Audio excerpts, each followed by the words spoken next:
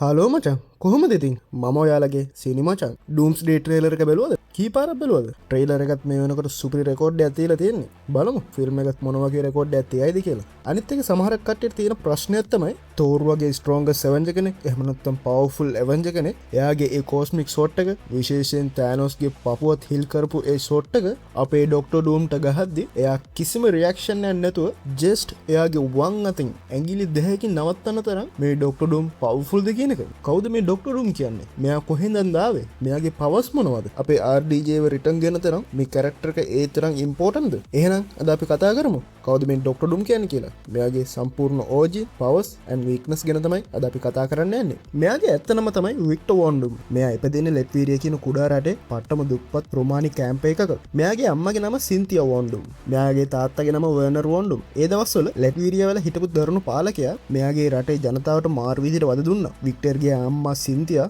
මේ සෙනගව බේරගන්න dark magic පාවිච්චි කරන්න පටන් ගත්තා හැබැයි මෙයාගේ තාත්තා සයන්ස් සහ මෙඩිසින් දන්න සයන්ටිස්ට් කෙනෙක් ඒ නිසා වික්ටර් පොඩි කාලේ ඉඳන්ම හැදුනේ එක පැත්තකින් සයන්ස් අනෙක් පැත්තේ මැජික් මැද්දේ අම්මා තමන්ගේ සෙනගව බේරගන්න මෙෆිස්ටෝ කියන යක්ෂයා එක්ක ඩීල් එකක් දානවා හැබැයි මෙෆිස්ටෝ කියන්නේ එයාගේ එක වචනය පිටිපස්සේ කපටිකම් 1000ක් තියෙන ඩයල් එකක් ඒ යක්ෂයාගේ කපටිකම නිසා පවර්ස් කන්ට්‍රෝල් නැතුව ගිහින් අහිංසක අයගේ ආත්ම පවර් නිරයට ඇදලා ගියා ඒ ඇස්සේ ආපු සෝදාදුවෙක්ගේ පහර දීමකින් අම්මා මැරෙනවා මැරෙන්න කලින් එයා හස්බන්ඩ්ට කියනවා වික්ටර්ව හොඳට උගන්වලා මේ රටෙන් බේරගෙන යන්න කියලා. ඉතින් ඔය ප්‍රශ්نين කොහොම හරි තාත්තා එයාගේ පුතාව බේරගෙන යද්දි හිමකුණාටුවකට අහු වෙනවා. හිමකුණාටුව ආස්සේ වික්ටර්ව බේරගන්න තාත්තා එයාගේ ඇදුම් පවා දීලා එයාත් එතනම මැරෙනවා. හිතන්න මචං පොඩි කාලෙදිම අම්මයි තාත්තයි දෙන්නම මේ වගේ නැති වුණාම වික්ටර්ට මොන වගේ මානසිකත්වයක් එන්නේ නැද්ද කියලා. ඉතින් කොහොම හරි තනි වුණු වික්ටර් අම්මගේ මන්ත්‍ර පොත් හොයාගෙන මැජික් ඉගෙන ගන්න අතරේ එයාගේ සහජ බුද්ධියෙන් එක එක ඉලෙක්ට්‍රොනික ගැජට් පවා හදන්න පටන් ගත්තා. මෙයා කොච්චර බුද්ධිමත්ද කිව්වොත් ඒක දෙකපු ඇමරිකන් ආමියෙන්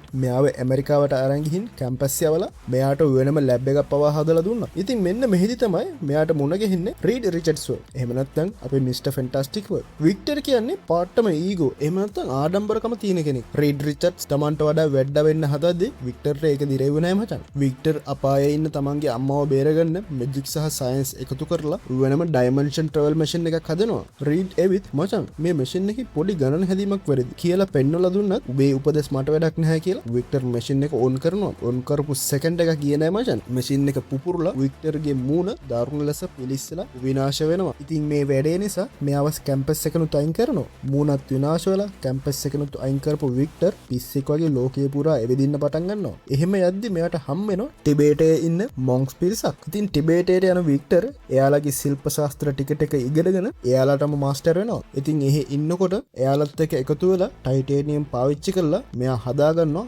අතිශය බලවත් ද ඩූම් ආමර් එක සහ එයාගේ ප්‍රසිද්ධ මාස්ක් එක. පරණ කොමික්ස් වල කියන්නේ රීඩ් රිචඩ්ස් එක තියෙන තරහට මෙයා ඒ යකඩ මාස්ක් එක රතු වෙන්නම රත් කරලා ඒ වෙලාවෙම මූණට තද කරලා දාගත්තා කියලා. ඒ තරම් තරහක් රීඩ් රිචඩ්ස් එක තියෙනවා. ආමර් එක දාගත්ත වික්ටර් කෙලින්ම යන්නේ ලැට්වීරියා වලට. එහෙ හිටපු පාලකයෝ මරලා දාලා වික්ටර් ඩූම් ඩොක්ටර් ඩූම් විදිහට ලැට්වීරියා වල රජ වෙන්න පටන් ගන්නවා. එයා ටිකට් එක රට දිනු කරන්නත් පටන් ගන්නවා. එහෙ ඉන්න මිනිස්සුන්ට මාර විදිහට උදව් කරනවත් එක්ක ලැට්වීරියාව ලෝකයේ අනිත් රටවල් තරම් දිනු කරන්න ඕනේ කියලා එඩියුකේෂන් ඇන්ඩ් ටෙක්නොලොජි කියලා හැමදේම ඒ රටේ ජනතාවට දීලා එයාලගේ ජන ජීවිතේ පුළුවන් තරම් උඩට ගේන්න තමයි එයා වේග බලාගන්නේ. හැබැයි එයාට පිටුපාන කෙනෙක්ට කැලින්ම ඩෙත් තමයි ඉතින්. ඉතින් ලැට්වීරියා වලට නිදහස අරන් දුන්නේ Taman කියලා එයා හිතාගෙන ඉන්නේ. ඒ දවස් ඩූම්ස් ඩේ කියලා සමරන්නත් පටන් ගන්නවා. තේරුණාද? මොකද්ද මේ ඩූම්ස් ඩේ කියලා? ඩොක්ටර් ඩූම්ගේ අරමුණ මේ ලෝකේ විනාශ කරන්න කොහොම මිනිස්සුන්ව මරණ එක නෙවෙයි මචං. එයා හිතන්නේම මේ ලෝකේ පාලනයට අරන් පුළුවන් තරම් මේ ලෝකේ දියුණු කරන එක. ඉතින් මේක හොඳ දෙයන්නේ. ඇයි එයාව දුෂ්ටෙක් විදිහට බලන්නේ?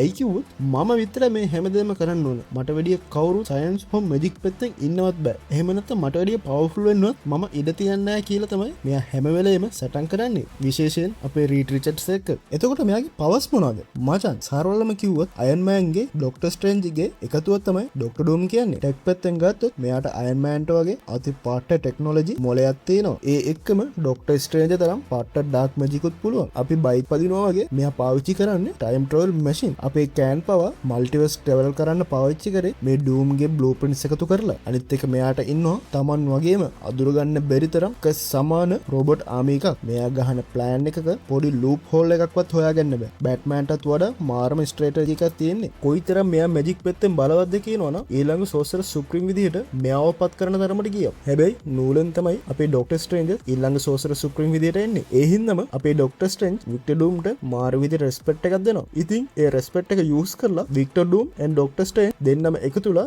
මෙෆිස්ටෝ පරාජය කරලා එයාගේ අම්මගේ ආත්මයට එයා නිදහස අරන් දෙනවා. මෙෆිස්ටෝ එක්කම සටන් කරන්න යනවා කියන්නේ කල්පනා කරලා බලන්න කොයි වගේ ඩයලොග් එකක්ද කියලා. අනිත් එක කොමික් වල ඩොක්ටර් ස්ට්‍රේන්ජ්ට පස්සේ ඊළඟ සෝසර් සුප්‍රීම් විදිහට හැම සුදුසුකමක්ම තියෙන්නේ අපේ ඩොක්ටර් ඩූම්ට කියලා තියෙනවා. ඉතින් ඒ තරම් මැජික් දිය කරලා බීපු කෙනෙක් තමයි මේ ඩූම්. අනිත් එක ඇයි හැම වෙලාවෙම මෙයාට ඩොක්ටර් කියන්නේ? පොඩි කාලෙම මෙයාව කැම්පස් එකෙන් අයින් කරපු නිසා මෙච්චර බුද්ධිමත් මට කැම්පස් ගිහිල්ලා තමයි ඩොක්ටර් කියන තනතුර ගන්න ඕනේ කියලා එකක් නැහැ කියලා එයාටම දීපු උපාධිය තමයි මේ ඩොක්ටර් කියන්නේ. කොටින්ම මෙයාගේ විල් පවර් එකත් වැඩි. ඒ කියන්නේ මම කරන්න හිතන දේ මම කරලම තමයි නවතින්නේ කියන එක. ඉන්වෙන්ෂන් කරන තරම් එහෙම නැත්නම් නව සොයාගෙන කරන තරමට මෙයා මාර බුද්ධිමතුකුත් එක්ක. ඉතින් කෙටියෙන්ම කියනවනම් ඩොක්ටර් ඩූම් කියන්නේ අපේ බැට්මෑන්, අයර්න් මෑන් and අපේ ඩොක්ටර් ස්ට්‍රේන්ජ් මික්ස් කරා වගේ ඩයලොග් එකක් තමයි. ඒකෙන් හිතා ගන්න පුළුවන් මිනිහා කොයිතරම් පවර්ෆුල්ද කියලා. ඉතින් මෙයාගේ වීක්නස් ගැන බැලුවොත් again මෙයා අපි වගේම සාමාන්‍ය මිනිහෙක්. ගන්න එකක් කරන් වෙඩි තියලා මරන්නත් පුළුවන්. ඒත් ප්‍රශ්නේ කියන්නේ අපි වෙඩි තියන්න කලින් මෙයා අපිට ෂෝට් එක දෙනවා. ඕකයි ප්‍රශ්නේ ඉතින්. අනිත් එක මෙයාගේ ඊගෝ ලෙවල් එක.